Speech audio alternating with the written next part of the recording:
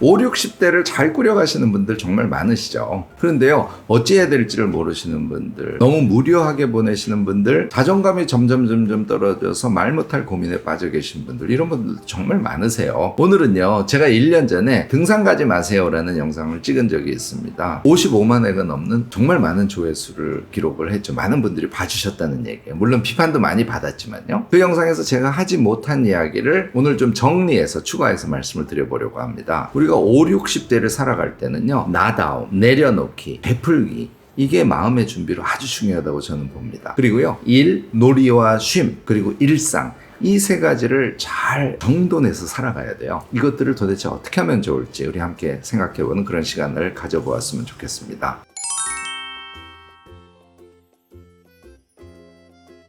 제가 1년 전에 찍은 절대 등산 가지 마세요, 이 영상 조금 협소하게 단정적으로 말씀드린 측면이 없지 않습니다. 뭔가 생각거리를 제가 여러분들께 던져준다는 그런 의미는 있었겠지만 뭐 불편해 하시는 분들도 계시고 또 도움을 받으신 분들도 계셨을 겁니다. 오늘은요, 5, 60대의 삶에 대해서 어떤 삶의 성격이나 관점에 해당하는 이야기 세 가지 정리해서 말씀을 드리려고 합니다. 먼저요, 50 정도에서부터 60, 70, 80세 정도까지의 시기, 이 시기에 대해서 어떻게 생각하느냐, 이거부터 저는 정리를 해볼 필요가 있다고 봐요. 제 정의는 30세까지는 성장기라고 저는 봅니다. 실제로 우리가 30까지는요, 자기를 끊임없이 성장시켜가는 게 중심이 되는 시기예요. 그리고 30대에서 40대 후반 또는 50대 중반 정도까지, 그러니까 직장을 다니시는 분들은 퇴임하기 전까지죠. 이때가 청년처럼 왕성하게 활동할 시기예요. 시행착오도 겪는 시기이기도 하고요. 자, 50대부터 80대까지, 이거를 저는 완숙기라고 부르는데요. 이때가 제일 능력이 좋을 때예요. 시행착오도 다 겪고 해서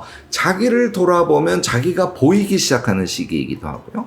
또 기간이 길어요. 우리가 생각하는 것보다 아주 긴 시간이라는 겁니다. 굉장히 많은 분들이요, 퇴임을 하고 나면 이제는 여생, 이 여생이라는 용어를 씁니다. 저는 개인적으로 좀 반대입니다. 물론 편하게 쉬는 시기가 될 필요도 있어요. 너무 고생을 했으니까. 그런데 그렇게만 생각하기에는 일단 기간이 너무 긴 거예요. 그래서 저는 이 완숙기야말로 우리가 정말 뜻깊고 나에게 만족스럽고 내가 정말 죽기 전에 해보고 싶은 일을 제대로 해보는 시기, 바로 완숙기라고 저는 정의하고 싶다는 거죠. 그런데요, 이 시기를 적극적으로 생각하시되 우리가 주의할 점이 있어요. 너무 열심히 하면 안 된다는 거예요. 이미 완숙기는요, 우리의 능력이 최상의 위치에 있기 때문에요, 조금 편안하게 천천히 하셔도 청년기, 그러니까 30에서 50 정도까지의 자신의 능력보다요, 훨씬 더 큰 능력을 발휘할 수 있습니다. 거꾸로 이 시기에는 너무 집중해서 열심히 하시면 결과가 잘 안 나와요. 그래서 예를 들어서 새로운 일을 시작을 했어요. 사업을 한다든지 어디 나이가 드셨음에도 불구하고 뭔가 정상 출근을 하는 어떤 곳에 취직을 하셨어요. 또는 그런 직장과 같은 것은 아니지만 자신의 일상 속에 일을 배치해서 무엇인가를 해요. 이럴 때 똑같은데요, 제가 권하는 것은 사흘 정도만 하시라는 거예요. 이게 불가능하면 매일 출근을 하시거나 매일 일을 하시되 사흘 일하는 정도의 강도를 쭉 낮춰서 편안하게 많이 놀고 쉬시면서 그 일을 하시기를 권한 겁니다. 이게 되게 우리가 주의할 지점이에요. 자, 이제 본론으로 들어갈게요. 우리가 이 시기에 가졌으면 하는 관점, 마음가짐의 세 가지에 대해서 말씀을 드리면요, 첫 번째는 나다움에 집중하는 관점이에요. 두 번째는요, 내려놓는 겁니다.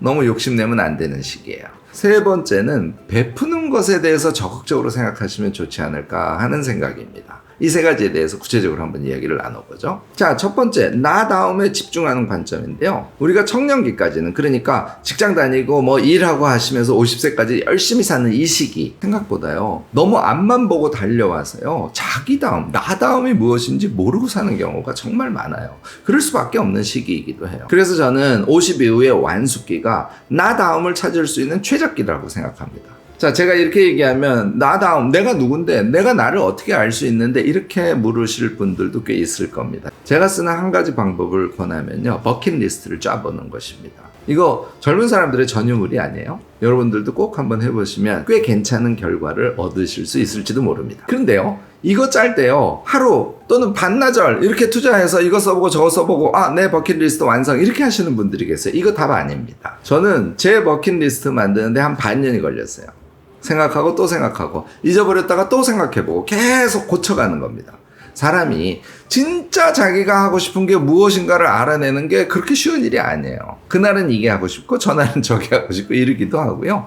무엇인가 생각을 해내려고 해도 생각이 떠오르지 않는 경우가 너무 많습니다. 그러니까 오히려 긴 시간을 두고 나는 반년 동안 또는 나는 한 달 동안 내 버킷리스트를 완성할 거야, 이런 정도의 생각을 가지고 자주 생각을 돌려보시길 권합니다. 제 버킷리스트에 들어가 있는 거를 세 가지만 소개를 하면요, 저는 사실 행글라이드 타는 게 하나 들어가 있고요, 유럽의 항구 도시에서 반년 정도 사는 거, 이것도 들어가 있고요, 세계에 있는 여러 공동체들 방문해 보는 거, 이게 들어가 있어요. 공동체라고 제가 말씀드린 거는 브루더호프 공동체라든지 야마기시즘 하는 그런 공동체들을 말합니다. 결국은 자유, 행글라이더 타고 막 자연과 함께 자유를 만끽하는 거니까요.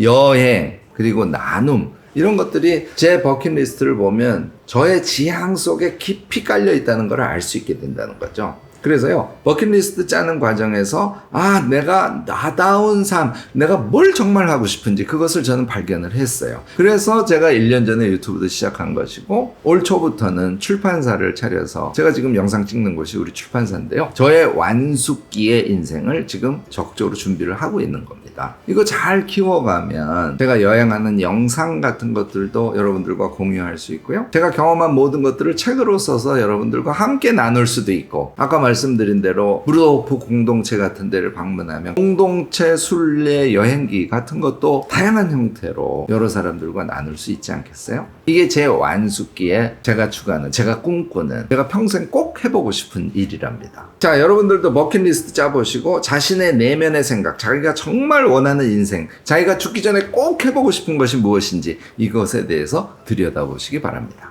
놀이, 취미, 쉼, 이것도 나다움이 저는 중요하다고 생각해요. 일뿐만이 아니라 놀이도 나다워야 되는 것이 완숙기에 우리 자신을 만들어가면서 꼭 신경 써야 될 지점이라고 봅니다. 남들이 좋다고, 남들이 권한다고 그 운동 또는 그 취미를 꼭 같이 할 필요는 없는 것이죠. 근데요, 문제는 내가 정말 좋아하는 취미, 내가 정말 좋아하는 것이, 내가 정말 좋아하는 놀이가 무엇인지를 모를 경우가 많다는 거예요. 이 경우도 자꾸 생각해보고 메모해보고 하셔야 됩니다. 그리고 시간이 나시면 이 놀이와 관련해서도 좀 조사를 해볼 필요가 있어요. 레포츠는 어떤 것이 있고, 여행과 관련된 것도 그렇고, 문화생활과 관련된 것도 그렇고, 종류가 정말 다양하게 있거든요. 근데 우리가 지식이나 경험이 없으니까 내 취미가 뭐지? 라고 생각할 때 사실은 근원적으로는 이런 방향으로 하고 싶은데 그것에 구체적인 상이 없어서 그것을 취미로 갖지 못한 경우들이 되게 많다는 거예요. 그러니까 조사도 필요하다는 거죠. 창작 등을 포함한 각종 만들기 같은 것도 있어요. 키우기, 먹기 등등. 제가 말씀드린 종류만 해도 지금 엄청 많잖아요.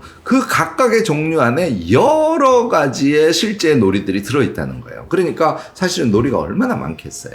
여러분들 2달 정도 계속 메모하고 찾아보고 메모하고 하시잖아요. 자기의 취미 찾으실 수 있습니다. 둘째는요, 내려놓는 마음가짐이에요. 이거 제가 엄청난 철학적 경지를 말씀드리는 게 아닙니다. 조금만 내려놓자, 이 정도의 얘기입니다. 예를 들어서 내 체면에 그런 거 할 수 있어? 체면 내려놓기.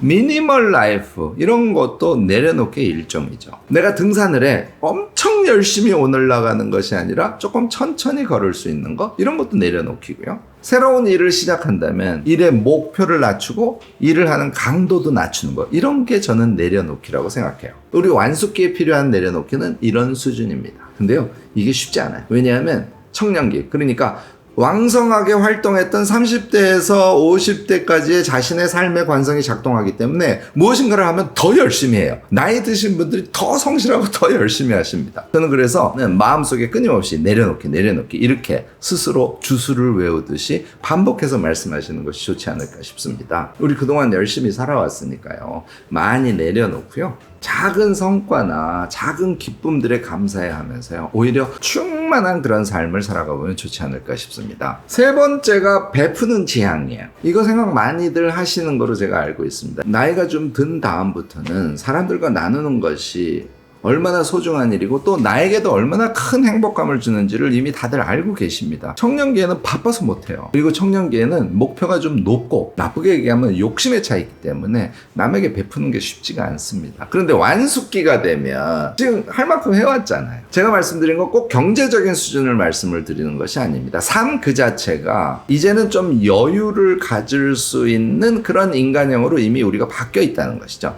그 여유를 채워주는 것이 저는 베품이라고 생각합니다. 생각하는 거예요. 가족도 좋고요. 가까이 있는 사람들도 좋고요. 조금 멀리 있는 사람도 좋고요. 완전 생면부지의 사람도 좋습니다. 그 모든 사람들에게 자신을 나누어 주려는 그런 마음가짐을 갖고 우리 완숙기를 살아가면 좋지 않을까 하는 생각입니다. 우리 아들러의 철학이에요. 심리학이죠. 아들러 심리학의 결론은 타자 공헌이에요. 다른 사람에게 공헌하는 것이 우리의 삶을 완성시킨다. 관계를 완성시키고 우리의 내면을 완성시킨다. 이런 이야기인데요. 이거 이제는 우리가 꼭 주의 깊게 한번 들어볼 필요가 있는 이야기라고 저는 생각합니다. 결국 결론은 타자 공헌을 통해서 우리 마음의 풍부함을 얻어가는 거예요. 딱 한 번 사는 인생이잖아요. 이제는 너무 우리 자신만 돌아보고 너무 정신없이 앞을 보고 가지 말고 타자 공헌을 통해 충만한 마음의 인간으로 우리 인생을 마무리해보면 좋지 않을까 생각됩니다. 이렇게 하자는 거죠. 이제 인생 완숙기에는 정말 내가 원하는 거를 찾아서 나다운 삶을 살아야지. 근데 너무 잘하려고 또는 너무 목표를 높게 세워서 강도 높게 하는 것이 아니라 많이 내려놓고 편안하게 충만하게 그렇게 내 삶을 이어가야지. 그리고 내가 내려놓은 만큼 새로 생긴 그 공간에 다른 사람들을 위해 베푸는 것을 배치하는 게 너무너무 좋겠네. 내 완숙기는 이렇게 살아갈 거야. 여러분들 이렇게 마음 먹고 우리의 삶을 한번 생각해 보시면 좋지 않을까 싶습니다. 이 완숙기의 우리의 인생에 대해서는 의견들이 굉장히 많으실 거예요. 제가 1년 전에 만든 절대 등산 가지 마세요. 여기에 정말 많은 댓글을 달아주셨듯이요. 이 영상에 대해서도 많은 댓글들 달아주시면 제가 하나하나 다 저의 의견을 답변으로 달아드리도록 하겠습니다. 이렇게 지혜 나눔하는 것이 우리의 인생을 정말 풍요롭게 꾸려가는 아주 중요한 계기가 되지 않을까 생각됩니다. 오늘 제 이야기가 도움이 되셨다면 좋아요, 구독, 알림 설정 꼭 부탁드리겠습니다.